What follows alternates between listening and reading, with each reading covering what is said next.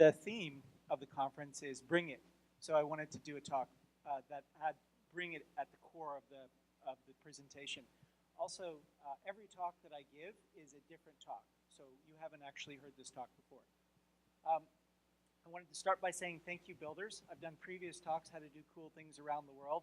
And I did a paper for the White House on how to use inexpensive technology for nation building, and I actually gave that White House talk here at BIL, and then also a keynote at Queen Mary a few years ago on expanding your mind. And I just think it's hilarious that 4 minutes into that talk, Reichard started coming up on stage and just standing up, staring at the audience. And of all the people to have as a robot, there's Reichard staring at me again, damn it. I mean, what the fuck is up with that? So the future is here. It's just not evenly distributed. William Gibson says this and we all repeat it, but that's not actually true. The future isn't here until we bring it. And so this talk is about 4 ways to bring it together and to make a difference. So this is from the Drudge Report, one of the major ways that Americans get their news. And this was up last night. Some of it's still up this morning. Guy eating Big Mac, 92 million plus Americans not working, labor force participation rate at 37-year low, record women not in the labor force, black unemployment rate twice the national average, all the net employment gains go to the foreigners, and Pentagon to host international robot competition. Drone says that privacy is dead. So this is a way to make people depressed, and in NLP terms, to put them in an unresourceful state. My goal with this talk, with the live stream, is to put people in a resourceful state where they want to do more. And this is another way not to bring it, which is, this is Congress. So the top part, the light blue-gray line, is bills that were passed by Congress. And as you see, going from Truman, a high point of Truman, Eisenhower, all throughout, these are bills passed by Congress. And if you look there, that last column is during the Obama administration. And then the line below that are vetoes. So you might see that President Obama, when he vetoed Keystone XL approval recently, it was only his 3rd veto. And part of the reason is because Congress has just decided to go and get a paycheck and do very little. So we can't look to our supposed leaders. We can't look to our laws to do things for us. We have to do them for ourselves. So this talk is about bringing 4 things. And the first one is bring the food. Now is the time when we can reinvent our entire system of agriculture, starting with fertilizer. So fertilizer is based on ammonia. There's about 200 million tons a year of ammonia that's created each year. 80% goes to fertilizer. And half the people in the world survive because they are able to have food grown with this artificial fertilizer. But it's all grown with fertilizer made of natural gas. We now have the ability to do this, create fertilizer from air, water, and electricity. And we also have the ability to reinvent the process of agriculture, and we have the ability to get fresh food from fields in California, put it into a 3D food printer, and have a wonderful gourmet meal made in a few minutes. So that's what this Bring the Food part is about. Why do we have to care about food? I mean, isn't that taken care of? Can't we just focus on apps? Actually, no. What's amazing is of the 21 core foodstuffs in the world, virtually all of them have reached peak food. Peak rice was reached back in 1988. Peak milk and peak wheat were reached in 2004. Peak chicken was 2006. And I don't know how many of you have heard the phrase peak chicken before, but I think it sounds funny and horrible at the same time. Therefore, I love it. I love things that are tragicomedies in themselves. And what's more tragicomedic than peak chicken? So what do we have left? Where do we have space to grow? The only place where we really can expand quite a lot is in aquaculture. But when we talk about fish grown with aquaculture, they've been called a corn cob with fins. So basically, they're just a matter of taking grain and sticking it into ponds and polluting them. So we need to figure out new ways of doing that. That's part of what my colleagues and I do. So with respect to, sorry, that was my peak. This is not the screen I'm using to connect my presentation. So that graph there, it goes from back in time. The first thing that peaked was fish caught, and then cheese, then eggs, then meat, and so on, going up to peak soybeans. Peak sugarcane, actually that's not such a bad thing. So Now, if we look at ammonia, what's cool about ammonia is, first of all, once we start making ammonia from air, water, and electricity, we can also convert our vehicles. There's a lot of new electric vehicles coming, but we have about 1 billion internal combustion engine vehicles that we can't just junk. But we also don't want to burn oil or gasoline in them, so we can actually burn clean ammonia in them. And for the first time, instead of having fuel competing with biofuel, basically with fuel production, so you can take corn and turn it into biofuel, but that means that you can have tortilla prices tripling in Mexico and causing a lot of people hardship. Instead, we can actually, because we have a lot of air, nitrogen in the air, we have a lot of hydrogen and water, we have a lot of electricity from the sun in the form of photons. If we turn that into both fertilizer and fuel, we actually have a sustainable way to get around this and bring the food. So another thing about food is that it's processed and packaged, and people talk about not wanting to eat in the center of the grocery store, the center 80% of the grocery store. But a lot of people don't have time. We don't have time to stay at home all day preparing food. And so one of the cool things that is happening is something like the creation of the Foodini from Natural Machines, where you can put in cartridges and it will actually print out your food. And the whole motivation behind the company is to get fresh food to people sooner rather than later. And here's a picture of some of that. It's basically a very simple screen creator. I can see people changing recipes. This is my friend, colleague Lynette Kushma, who made her children spinach quiche, but the kids didn't want to eat the spinach quiche. So she made it in the form of 3D printed dinosaurs, and kids actually, funny enough, like to bite the heads off dinosaurs, so they will eat the fresh food that they wouldn't eat otherwise. So, bring the water. Water is really important. Wait, didn't we solve the problem of water? Don't we have enough fresh water? Isn't that done? Actually, no. So what we have is only, I love to stump audiences, but we don't have the time, so I'll just cut right to the chase. When you ask people how much of the earth is water, they'll either say, I don't know, or they'll say 70%. But that's that's assuming that the earth is flat and it's a two-dimensional earth. As a three-dimensional sphere, only 0.6%. So just a little over half of 1% of the earth is H2O. But 97% of that is salt and 2% is frozen, and a lot of that is melting. So the North Pole may have a lot of fresh water, but it won't be there for very long. Brazil is a tragicomedy also.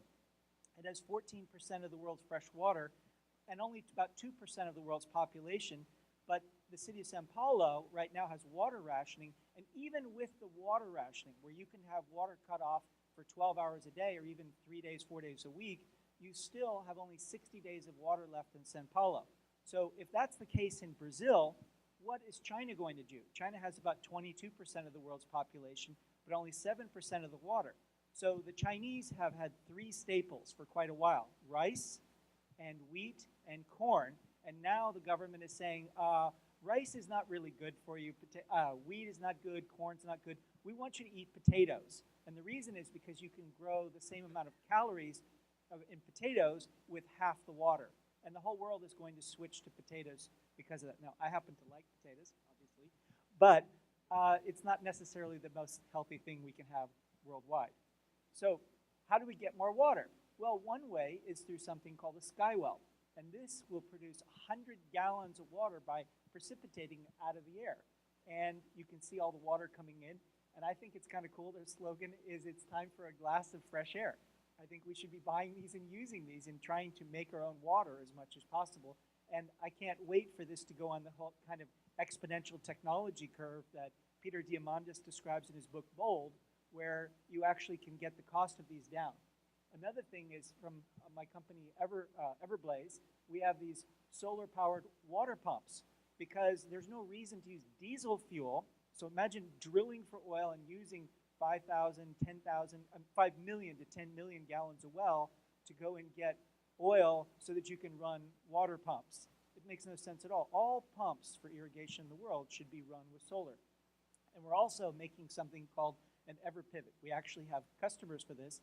That's not the finished one, but on the top of that will be a whole array of solar panels.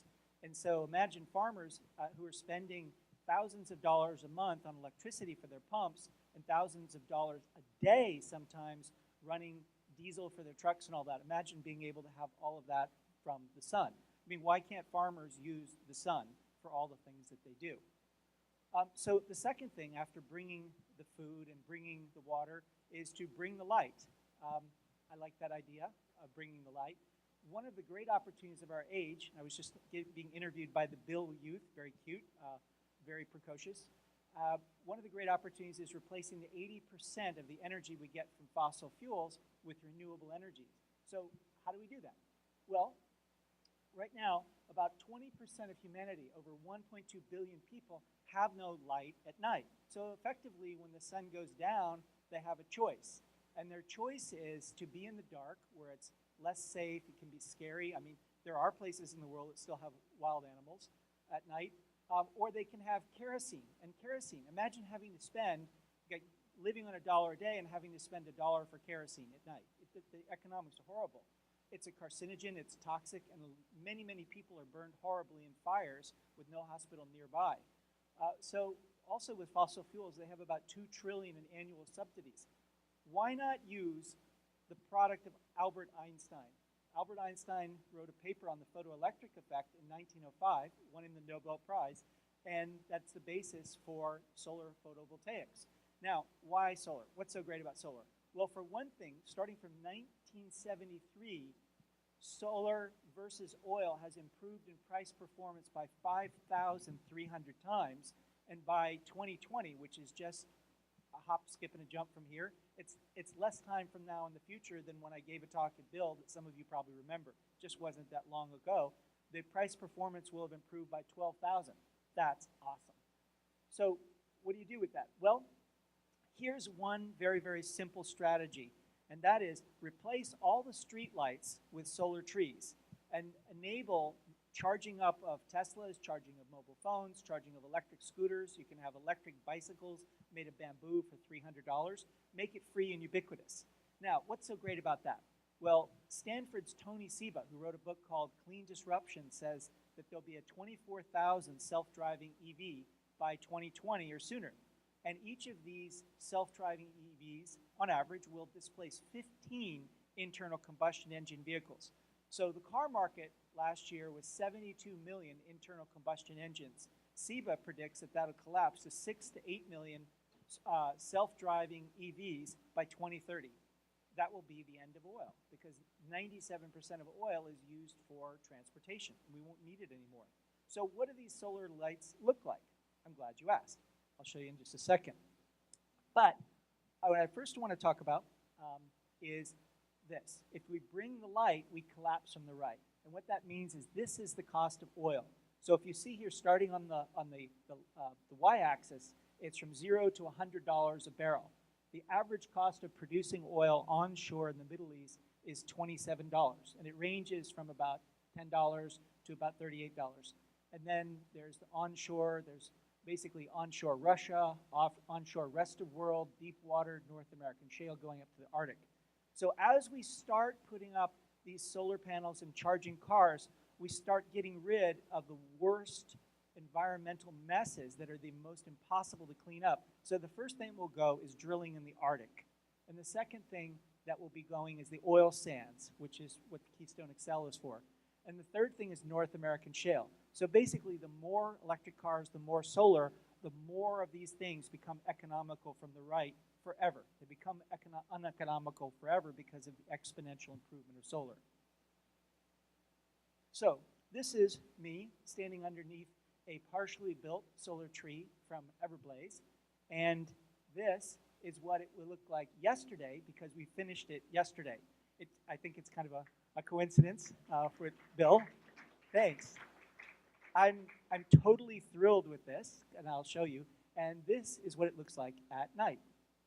So basically bringing the light. It's not just a metaphor. It's not just something that I'm saying in a new agey sense, though I mean that too. But I also mean like bringing light to people at night. So I want to show you now a video. Can you turn off the sound? Sorry, the sound is on my laptop off. So now, This looks like a model, right? This looks like a toy model. It's not. It's actually outside of Las Vegas City Hall right now. 33 plaza photovoltaic trees from 30 to 60 feet high. Those were installed by the CEO of Everblaze, Dave Lee, and they produce 6% of all of the electricity from Las Vegas City Hall. Now, I mean, they're just in one side of the building. You could very easily put a few more, and you could have even more of Las Vegas using, wow, I thought I turned that off. Okay, so then this is what the solar trees will look like if they're in a parking lot in Santa Monica. So if any of you know Santa Monica, you know the big parking lot by the pier. We designed them, because I look out my window, I look at a balcony in Santa Monica and I go, okay, that parking lot has so much sun. Why are we wasting all those delicious, tasty photons? Why don't we put that up? Why don't we put each of these trees up and make it work? And this is the wonderful thing about bringing it today, because you can just look at the world and you can decide to make the world better and to catch photons in buckets and to replace the Arctic drilling. I mean, there's a connection, you know, the foot bone, the ankle bone connected to the shin bone connected to the knee bone. You can see these connections of the big picture, and then you can think, what can I make with a 3D printer? Because the first one of these trees we made with a 3D printer. What do I make with a program to make it work? Now, here's the thing, though, that even if we solve all the problems on Earth, there are still existential threats to humanity and to the whole planet. So one of the things that we can do is we can look at technology that has gone off the planet to look at how other worlds work. So this technology is from Makel Engineering, and this went to Venus. There's a whole package of things. You can, I don't know if I can, let's see, there's a laser pointer here. No, I don't see a laser pointer. Okay, so basically this technology has gone to Venus, and now a company that I'm on the board of called SensorCom has licensed it to go and take satellite technology and make it affordable and put it in every car, because governments have now said, okay, how do we measure NOx? How do we measure nitrous oxide and other things? So I'll show you in just 1 second what that looks like, but I want to just point this out. This is on Quora. This is one of the questions that most people have found very interesting. Why does Elon Musk care so much about colonizing Mars when so many social problems exist on Earth? I have an answer there. You can go and put your own answer. But part of the reason is because of existential threats to Earth. I know of at least 24. Here are 4. A gamma ray burst, a giant laser that would hit one side of the planet. When certain kinds of stars of certain kind of mass die, they shoot out a gamma ray burst. And it doesn't stop. There's nothing to stop it from hitting the Earth if it comes through. A giant meteor strike, a nuclear war, global warming, all these are things that could wipe out the planet at some point. And when you talk about global warming, I just want to point out James Lovelock, the man who coined the term Gaia hypothesis, had said we're terraforming Earth to become Venus, or Venusiforming. And the surface temperature of Venus is over 900 degrees Fahrenheit. That's enough to kill us all, as are all these things. So the idea is you go and you find these technology, these sensors that have gone to Venus, that have actually been there, and then you bring it to Earth and you say, okay, put it on every car, and you track and see whether we're making Earth more like Venus. And guess what? We are. So one of the things that we can also do on our way into space, besides all the things Elon Musk is doing, is what Japan is kind of obsessed with now, which is to do solar power satellites, or space solar power. We can also make this available for the developing world. So you may go, well, okay, these solar trees, what are they doing? Actually, part of what they're doing is that they're preparing us to go into space and get energy from space. Now, finally, what do we need to bring to do this? Is to bring the money. No bucks, no Buck Rogers. We're in the golden age of crowdsourcing, which is supply and crowdfunding, demand. And if you build it, and that's purposely spelled that way, they will fund. So it's not a coincidence that we finished the Evertree and we got a check from a farmer who wants Everpivots for $200,000 because he believes we can do the other stuff by saying this is completed. So now we're ready for a new source of evolution, which is making solar trees and bringing in the sun. And now it's up to you and the rest of the conference to go and bring it. Thank you.